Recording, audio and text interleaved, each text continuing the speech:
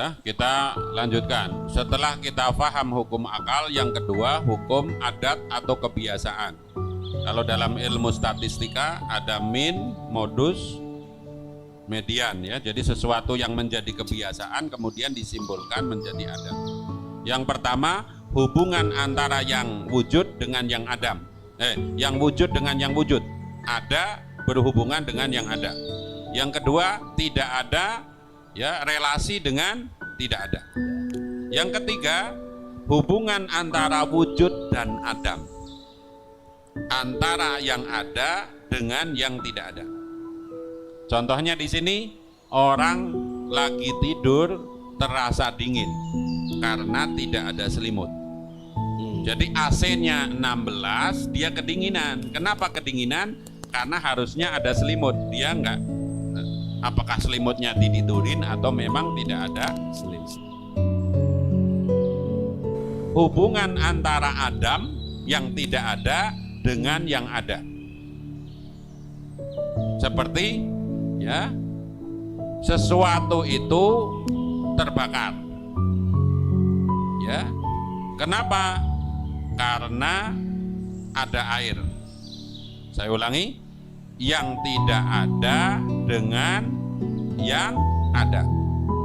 Contohnya di sini adalah sesuatu itu terbakar, tidak terbakar karena ada air.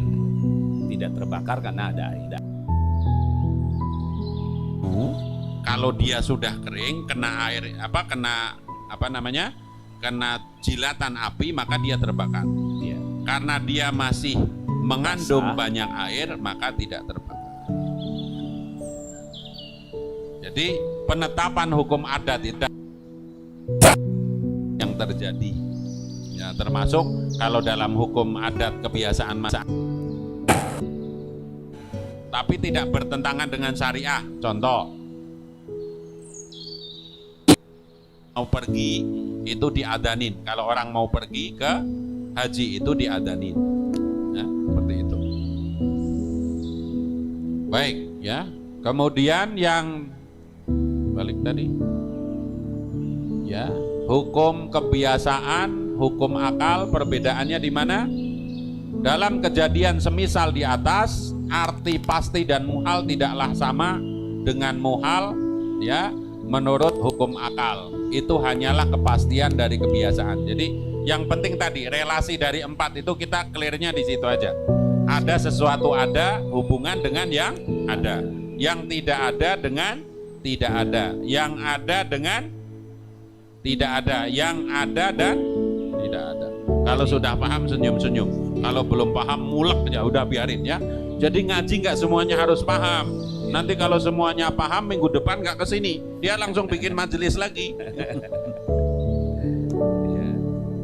Yang terakhir kita harus paham ada namanya hukum ta'lifi atau hukum syariah. Wajib, sunnah, mubah, makruh, haram. Jadi ini kalau kita akalnya sudah bagus, kemudian adatnya sudah bagus, mengamalkan syariat nggak menjadi susah.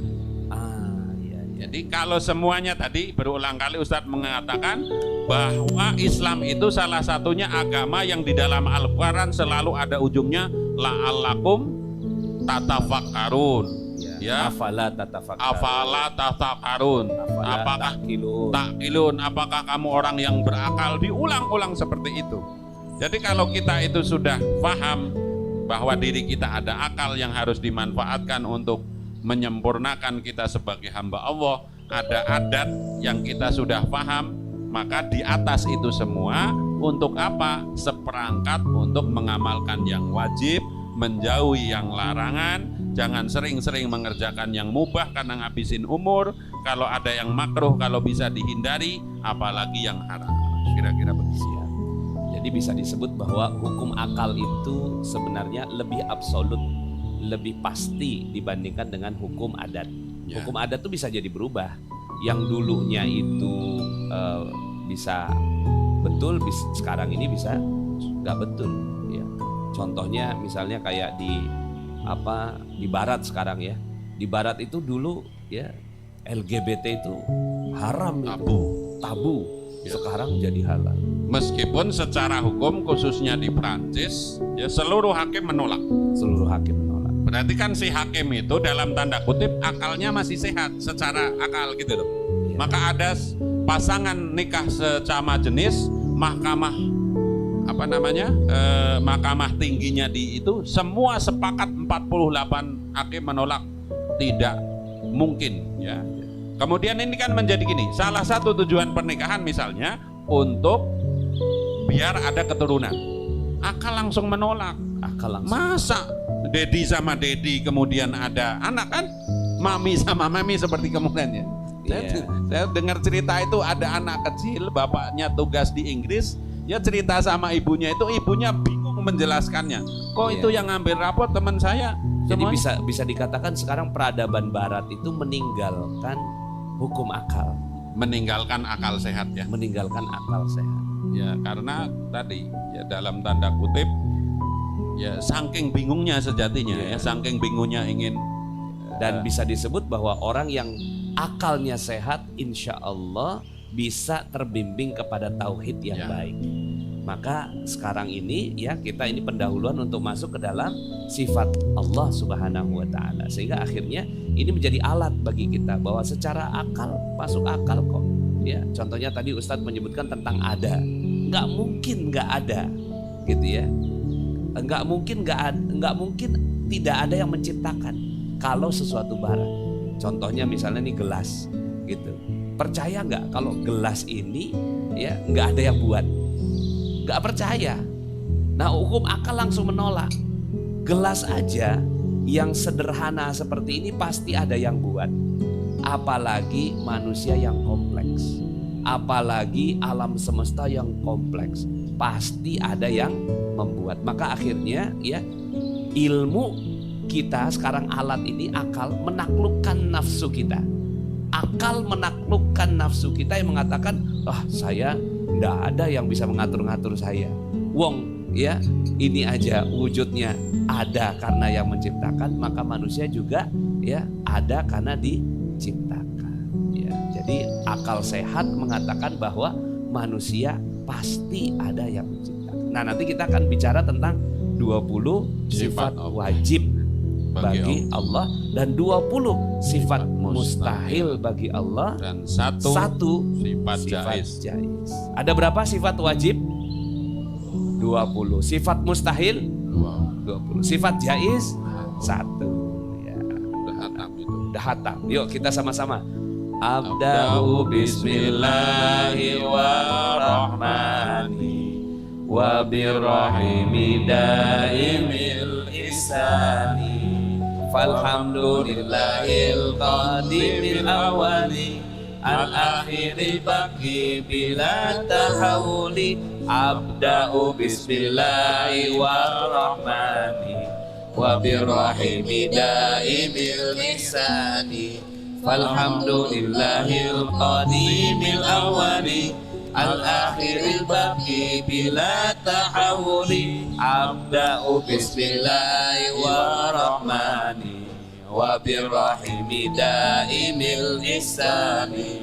Falhamdulillahil qadimil awali al-akhiril baqi bila tahawuli. Thumma salatu wassalamu sarmada ala nabi khairi man qad wahada wa alihi wa sahbihi wa man tabi' sabila dinil haqqi ghaira mubtadi. Summa sholatu Wassalamu sarmada ala nabi khairi man qad wahada wa alihi wa sahbihi wa man tabi' sabila dinil haqqi ghaira mubtadi'.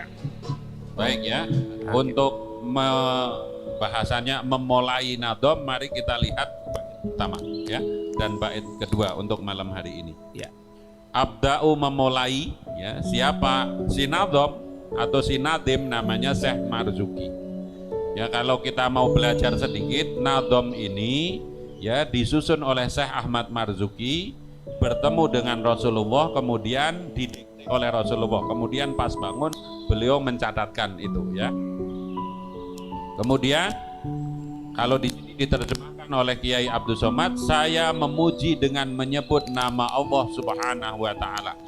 Kalau bahasa teman-teman santri, bismillahi dengan nama Allah. Ya, Ar-Rahman yang memberi fasilitas nikmat kepada siapapun, tidak peduli beriman atau kafir, taat atau maksiat.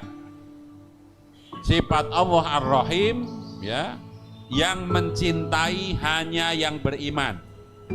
Jadi sekali kita membaca bismillah, harusnya sudah lepas dari iri dengki kepada siapapun. Karena Allah sebagai pencipta kita memberikan nikmat itu kepada siapapun yang dikehendaki. Contoh yang paling sederhana, kita punya teman tidak pernah ibadah, ahli maksiat, duitnya banyak. Berarti Allah mendatangi orang itu dalam sifatnya Ar-Rahman. Ya, sifat Allah Ar-Rahim yang mencintai khususnya yang beriman, wabil khusus lagi di akhirat. Contoh balasan amal. Balasan amal itu cukupnya di akhirat. Siapa yang sholat jenazah, pahalanya dinar khairur rozikin segede gunung Uhud. Jadi kalau kita sholat jenazah, misalkan rumahnya Cibarusah, sholat di Beji, kalau Ar-Rahim langsung turun di dunia, maka panitia sholat jenazah ngotong-ngotong, tahu ngotong-ngotong? Gotong dinar khairur rozikin yang segede gunung Uhud, dikasihkan kepada semua yang sholat jenazah. Masya Allah. Kira-kira masjidnya cukup enggak? Enggak cukup. Dibawa pulang ke Cibarusah, ngangkutnya pakai apa? Segede itu. Sampai Cibarusah mau disimpan kemana? Lipo Cikarang ketutup, Lemah Abang ketutup, sampai dengan Cikampek itu ketutup emas. Ya. Termasuk laki-laki ini, biar senyum. Laki-laki dijanjikan oleh Allah nanti di akhirat bidadari berapa? Berapa? 70.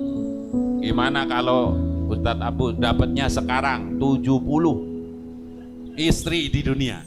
Ustadz 70 nyalon 2 minggu sekali nyalon, gak mahal-mahal, 200 kali 70. Minta dibeliin mobil yang sedang Agia 120 kali 70. Minta apartemen atau rumah petak 70.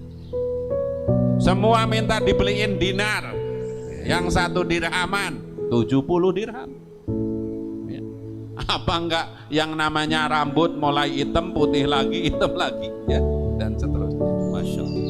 Ternyata apa yang dijanjikan Allah di surga menjadi beban kita di dunia. Ya. Makanya dunia itu nggak bisa tadi untuk ngurusin 70 perempuan yang dijanjikan Allah aja nggak muat, apalagi yang lain-lainnya. Ya.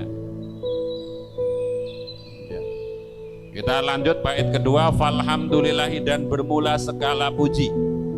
Kenapa alhamdulillah artinya segala puji? Berarti segala puji itu berarti lebih dari satu. Waktu kita ngaji zaman pandemi sudah saya jelaskan. Ada yang masih ingat? Yang masih ingat umroh gratis? Ketemu di depan Masjidil Haram, Tawaf Sa'i tak bimbing gratis. Tiketnya ya cari sendiri, masa suruh beliin tiket? Kan tetap istilahnya umroh gratis. Umroh, benar umroh itu. Iya. Ketemu di depan Masjidil Haram. Pas udah pakai Allahumma anta salam, mulai Allahumma anta salam itu kan bimbingan. Bimbingan. Ya, di depan Ka'bah doa gitu. Iya, betul. Ternyata umroh itu gratis. Gratis. Yang baji mahal itu tiketnya, Tiket pesawat sama nginepnya. Umrohnya gratis. Nggak dipungut biaya sama askar di situ, nggak ada. Iya, iya. Nggak ada kencelengan juga. Nggak ada.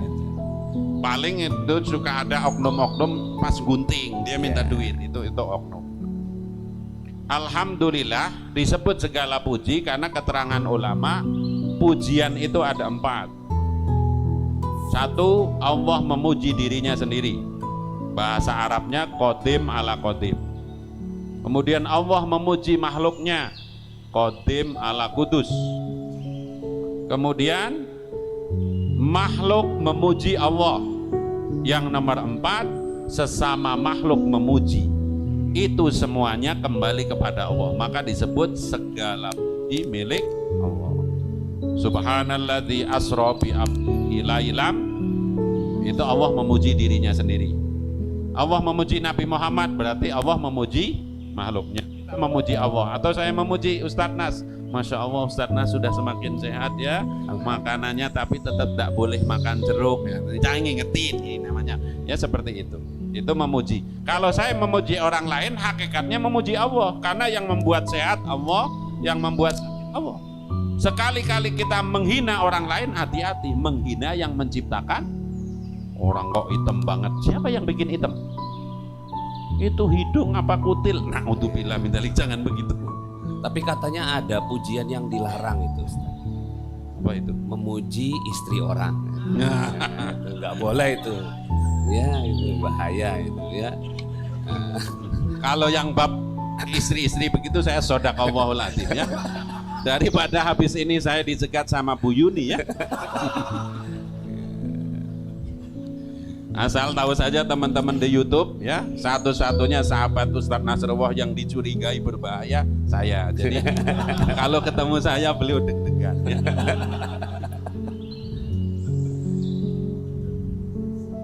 Ya, Al-Qadimi yang permulaan. Jadi kalau mengenal Allah itu harus qadim. Makanya selain Allah langsung bukan Tuhan. Karena salah satu sifat Tuhan itu terdahului tanpa ada yang mendahului. Kalau ada makhluk punya bapak atau punya ibu dianggap sebagai Tuhan, langsung Error. tertolak secara akal. Seperti Fir'aun ngaku Tuhan. Terus sebelum Fir'aun lahir, Tuhannya orang Mesir siapa? Iya. Ya gitu. Contohnya seperti Ini udah dalam nazam ini Ya. nama sifat Allah udah masuk ya, Al-Qadim, kemudian Al-Awal ya. Ya. Sesuatu yang paling pertama, Al-Akhir, tidak ada yang akhiri, Al-Baqi, yang kekal, bila tahawuli, yang tidak pernah berubah. Kalau saya Ustadz Nasrullah berubah, rambutnya berubah ya, sekarang sudah mulai pindah dari aliran hitam ke aliran putih ya, di sininya ya. Naik tangga begitu mungkin 10 tahun yang lalu jeruk lari. Sekarang sampai sini langsung la haula wala quwata dan seterusnya. Jadi Allah tidak pernah berubah ya. Tidak mungkin ada perubahan. Kita ikuti kebiasaan di pesantren, summa sholatu wassalamu sarmada wallahu a'lam bishawab. Berarti itu untuk pertemuan yang akan datang Ya. Oh ya. Nah, kita baca ya sama-sama ya. Yuk sama-sama 1 2 3.